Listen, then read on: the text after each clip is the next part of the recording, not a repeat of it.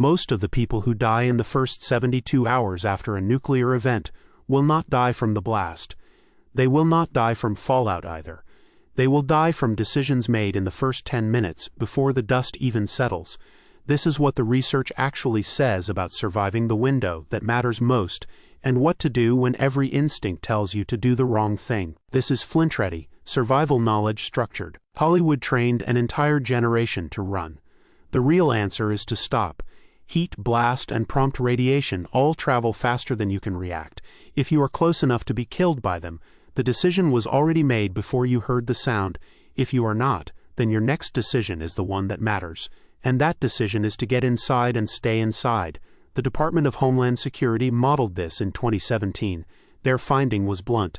The single largest factor in who lives through the next 3 days is whether people shelter in place or try to drive away. Roads jam. Exposed travel time increases. Fallout arrives at ground level roughly 15 to 30 minutes after a surface detonation, and the people caught in the open during that window absorb doses that indoor civilians do not. So the first 10 minutes are not a race, they are a checklist. Get inside, get to the center, close everything. Most people think of shelter in terms of distance. Distance matters, but for fallout, the number that actually saves lives is mass.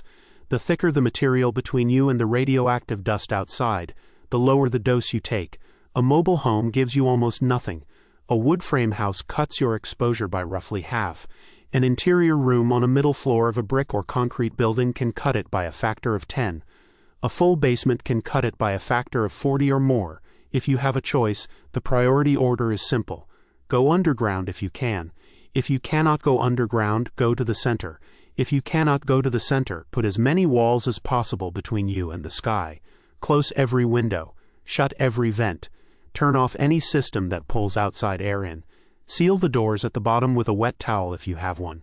Every small reduction in the air exchange between inside and outside lowers your dose. Inside, the rules change. The first question is not food, it is water.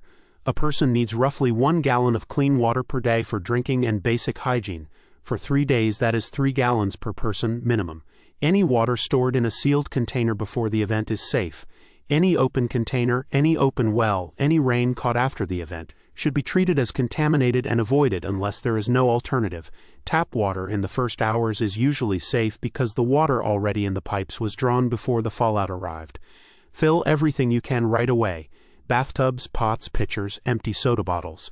Do it in the first 30 minutes, then stop using the taps until authorities confirm the municipal supply is clear. For food, favor sealed and shelf-stable. Canned goods, vacuum-packed rice, sealed protein bars. Anything that was already inside and already sealed is uncontaminated.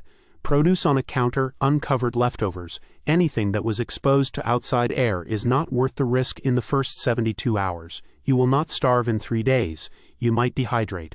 Prioritize water. Here is the number that almost no one knows. It is called the 7-10 rule.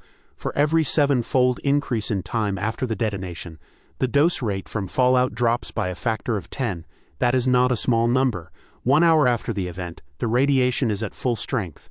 7 hours later, it is 1/10. 49 hours later, it is 1/100th. 2 weeks later, it is roughly 1,000th. This is why the 72-hour window exists. By the end of day 3, the outside environment is often dramatically less dangerous than it was at hour 1, even though it is not yet clean. That does not mean you walk out on day 3 without thinking. It means you start listening. Battery radio, emergency broadcasts, official channels. Authorities will issue guidance on when specific zones are cleared for movement and in what direction to go. Until then, the answer to "should I go outside" is no. If you must go outside for a short errand, stay out as briefly as possible, cover your skin, wear an N95 over your nose and mouth, and rinse off completely before re-entering the shelter. Fallout is dust. Brush it off and the threat leaves with it. Most nuclear preparedness gear on the market is theater. These 5 earn the space. 1. Potassium iodide tablets. Sold as Ki or KiO3. They saturate the thyroid so it cannot absorb radioactive iodine, which is the most common internal exposure hazard from fallout. A full adult course is 130 milligrams per day for up to 10 days, started within a few hours of exposure. Worthless for any other kind of radiation, but critical for this one. 2. A simple dosimeter or radiation detection card. You do not need a calibrated Geiger counter. A cheap radiation triage card or a pocket dosimeter tells you when your environment is actually changing, which is more useful than any guess. 3. An N95 or P100 respirator. Not for blast, for dust. Fallout is a particulate, and standard particulate respirators stop most of it. 4. Sealed water, pre-stored, rotated annually. 3 gallons per person minimum. 5. A battery or hand crank radio tuned to NOAA weather and emergency bands. When the cellular network is gone, and it will be, this is how you find out when to move. Nothing on that list costs more than $50. Together, the whole package is under $150. That is the real floor for serious preparation. We put the complete version of what you just heard into a free one-page checklist. Shelter priority order, dose rate rule, water and food protocol, KI dosing by age and the 5-item gear floor.